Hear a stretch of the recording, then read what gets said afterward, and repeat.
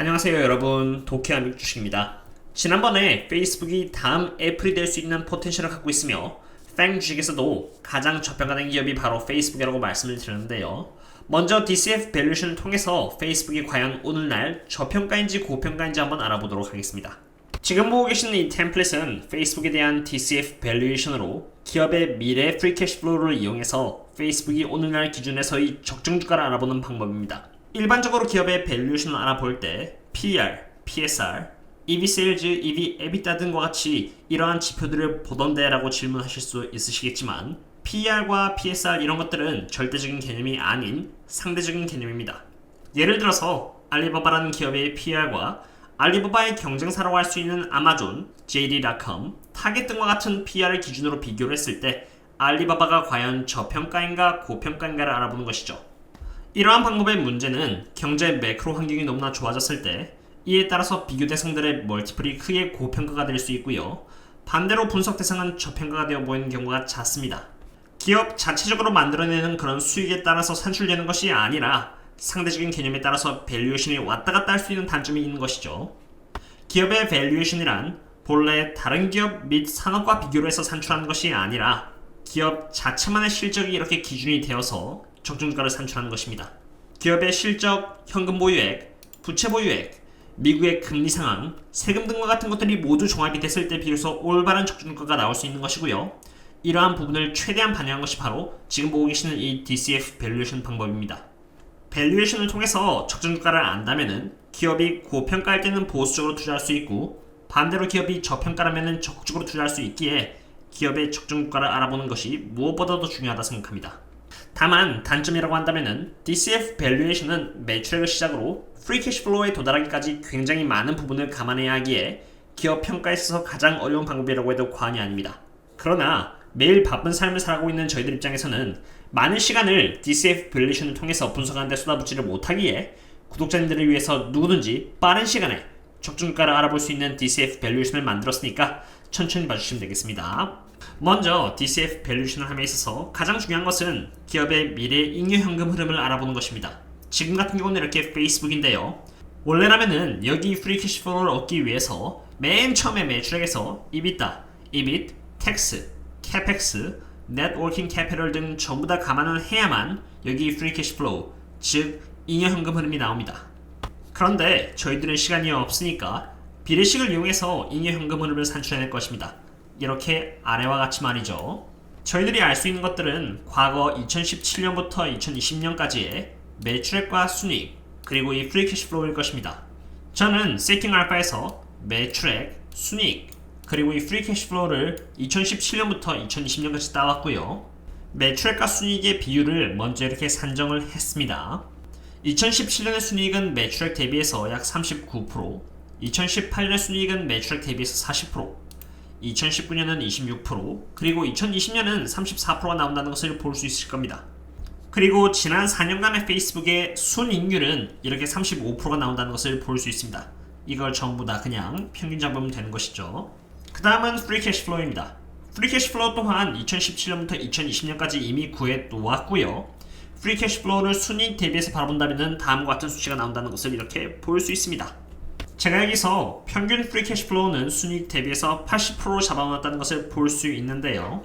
이것은 2017년과 2018년은 제외한 2019년과 2020년의 비율만 제가 평균 잡아 산출한 평균 값입니다. 그의 유인즉슨 개인적으로 저는 미래의 페이스북의 프리 캐시플로우가 순이익 대비해서 앞으로 더 좋으면 좋았지 떨어지긴 힘들 것이라고 보았기 때문에 2019년과 2020년의 수치만 평균 잡은 것입니다. 이 부분은 개인적인 영역인 만큼 여러분들의 판단에 맡기도록 하겠습니다. 그럼 이제 기본적인 준비물은 거의 다 끝났습니다. 다음으로 여기 순이익과 그 다음에 프리 캐시플로우를 알려면은 2021년부터 2024년까지의 이 매출액 현황을 알아야 되는데요. 이것은 여기 Seeking Alpha에 들어가셔서 어닝을 누른 다음에 어닝 에스티메이트를 누르면요. 이렇게 애널리스트들이 미래 매출액을 예상해 놓은 그런 수치가 나옵니다. 2021년부터 2030년까지 있는데 저는 2021년부터 2024년까지를 사용했습니다. 일반적으로 DCF 밸류에이션을 할 때는 10년치를 따온 다음에 할 수도 있지만 그러면 좀 정확도가 떨어지기 때문에 그나마 조금 더 정확도를 높이기 위해서 저는 2011년부터 2024년까지 수치만 갖고 왔습니다. 그래서 119 빌리언 달러부터 141빌리언 달러, 166빌리언 달러, 그리고 190빌리언 달러를 여기 이렇게 넣어놨다는 것을 볼 수 있고요. 아까 일전에 이 순이익을 매출액 대비해서 보여주는 그 비율을 이용해가지고 이 미래의 순이익을 구할 수 있는 것이죠. 이렇게 과거 4년치의 평균을 잡았기 때문에 미래 2011년부터 2014년의 순이익은 꽤나 보수일 것입니다. 그 다음은 미래 프리 캐시플로우를 구해야 되는데요. 이것 또한 이렇게 프리 캐시플로우를 순이익 대비해서 미리 구해 놓았죠. 80% 정도가 나오니까 이것을 그대로 순이익에서 80%를 곱하면요 미래 프리 캐시플로우가 나오는 것입니다. 가장 중요한 부분이 바로 여기까지였고요. 여기까지는 전부 다 이해가 되셨겠죠?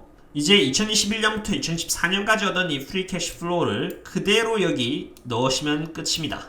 이제 나머지 부분은 기업의 부채와 현금 그리고 주식 발행량을 넣으면 끝입니다.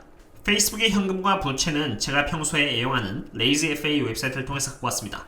현금의 경우는 이렇게 Cash and Cash Equivalent, Non-Current Investment, 그리고 Current Investment 이 세 개를 합쳤고요.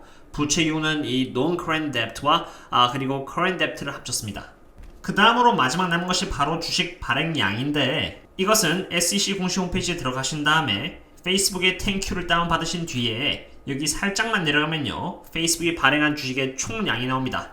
클래스 A는 요렇고요 클래스 B는 이렇죠. 이 두 개를 합치면 이게 바로 페이스북이 발행한 전체 주식 양이 됩니다.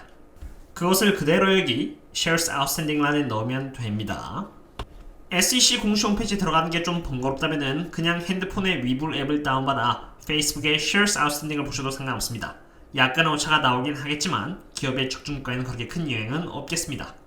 이런 것들을 전부 다 기입하면 페이스북의 적정주가는 357.05달러가 나오고요. 지금 페이스북의 현재 주가가 359.37달러니까 약 1% 정도 고평가되어 있다는 것을 볼 수 있습니다. 여기서 바로 벤저민 그레이엄의 Margin of Safety가 나오는데요. 참고로 이 Margin of Safety를 얼마나 두느냐에 따라서 투자자가 얻을 수 있는 수익은 최대화됩니다. 페이스북은 좋은 기업이니까 약 10% 정도의 버퍼를 두었고요. 버퍼를 두었을 때 페이스북의 적정주가는 321.34달러가 나오는 것이죠. 그럼 이러한 데이터를 봤을 때 여기서 투자하냐 마냐의 선택은 개개인에 따라 달려 있습니다. 저는 개인적으로 페이스북이 지금 같은 가격이라면 제법 괜찮은 가격이라 생각합니다. 페이스북이 지금 비록 1% 정도의 고평가 위치에 있지만 1% 정도 적정주가로부터 초과한 가격은 고평가라고도 보기 힘듭니다. 게다가 페이스북은 미래 전망이 밝으며 다른 팬 기업 중에서도 가장 저평가된 기업이기 때문이죠. 만약 이 템플릿을 다운받아 다른 기업들을 대상으로 알아보고 싶으시다면 멤버십 커뮤니티 게시판에 올려놓도록 하겠습니다. 하나의 영상을 만드는데 보통 6시간에서 7시간 정도가 걸리는데 저를 지금까지 꾸준히 응원해주시고 아껴주신 서학 멤버님들께 보여드릴 수 있는 최소한의 예의라고 생각되므로 이해해주시면 감사드리겠고요. 그 이외에 구독자님들께서 앞으로도 요청해주시는 종목들에 대해서 제가 꾸준히 DCF 밸류에이션을 올려드릴 수 있도록 할 테니까 너무 섭섭하게 생각해주시지 않으셨으면 좋겠습니다. 다시 본론으로 돌아와서 페이스북이 1% 정도 고평가되어 있다고 말씀을 드렸는데 그럼에도 불구하고 제가 페이스북이 좋은 가격들을 형성하고 있다고 생각하는 이유는 다른 밸류에이션 방법에서도 찾아볼 수 있습니다. 여기 P 멀티플과 P forward 멀티플을 보시면요. 페이스북은 다른 기업들 대비해서 가장 저평가에 위치해 있습니다. 애플, 알파벳, 넷플릭스, 그리고 아마존보다 훨씬 아래에 있는 게 바로 이 보라색깔인 페이스북에 있다는 것을 이렇게 두 군데에서 찾아볼 수 있습니다. 이뿐만이 아닙니다. 페이스북의 주가를 나타내는 이 검정색깔 선이 지금 오렌지 그리고 블루색 선 아래에 있으므로 저평가라고 할 수 있습니다. 이 밸류에이션에 대한 설명은 이미 라이브와 다른 영상들 그리고 책을 통해서도 제가 충분히 설명을 드렸으니 생략하도록 하겠습니다. 지금까지 세 가지 밸류에이션에 대해서 페이스북을 두고 설명을 드렸는데요. 주식시장이라는 곳이 사람들의 감정이 이입되는 곳인 만큼 원체 비이성적인 곳이라 기업이 아무리 저평가라고 해도 바로 오르지가 않습니다. 그러므로 적어도 기업이 저평가 또는 적중주가라고 한다면은 그때부터 천천히 분할 매수를 하면서 나가기만 해도 안전하게 주식을 하실 수 있으시겠습니다. 오늘은 여기까지 하도록 하겠고요. 다음에 또 다른 주식과 함께 찾아뵙도록 하겠습니다. 그럼 다음에 또 만나요. See you later.